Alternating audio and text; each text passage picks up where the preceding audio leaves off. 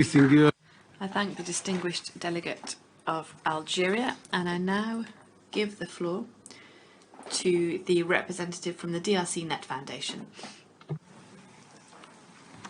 Thank you, Chair and Excellencies. I am David Borden, Executive Director since 1993 of DRCNet Foundation, also known as StopTheDrugWar.org.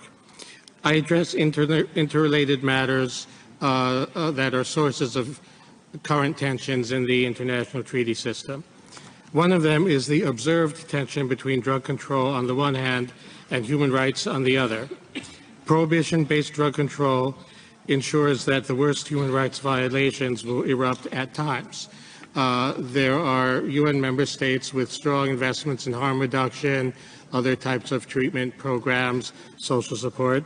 There are countries that engage in extrajudicial killings in their drug wars. There are countries that have embraced harm reduction. There are others which criminalize it. If global prohibition inevitably leads to human rights violations, the supremacy of human rights in the UN Charter may justify departing from prohibition in some cases. In my country, for example, cannabis legalization is partly the result of public opinion about the question shifting to favor it, but it's also partly a reaction to some abusive police practices that seem intractable.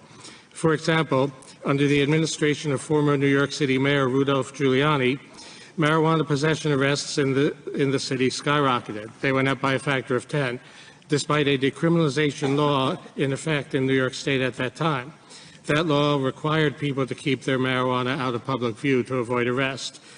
Police routinely ordered people they suspected of possessing it to empty their pockets. That in turn would bring the cannabis into public view, providing a basis, or so the officers argued, for making an arrest.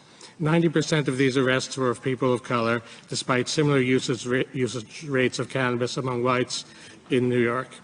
The individuals affected, in many cases, suffer continued harms of economic and social marginalization as a result of their contact with the criminal justice system. And so our view, and that of nearly 300 organizations which endorsed a sign-on statement we organized in advance of the 2016 UNGAS, is that in cases when human rights obligations and drug control treaty obligations are irreconcilably in conflict, it's the human rights obligations that should be prioritized. The idea would be for the UN as a whole to modify the treaty framework in order to accommodate new realities, the other treaty tension I referred to. In advance, we feel that human rights is supreme. I lastly note that some human rights abuses in the drug war may rise to a level of being appropriate for international rule of law efforts. For example, the abrupt termination of methadone access in Crimea following Russia's 2014 invasion may be appropriate for targeted sanctions laws or scrutiny by the International Criminal Court. Thank you. Muchas gracias.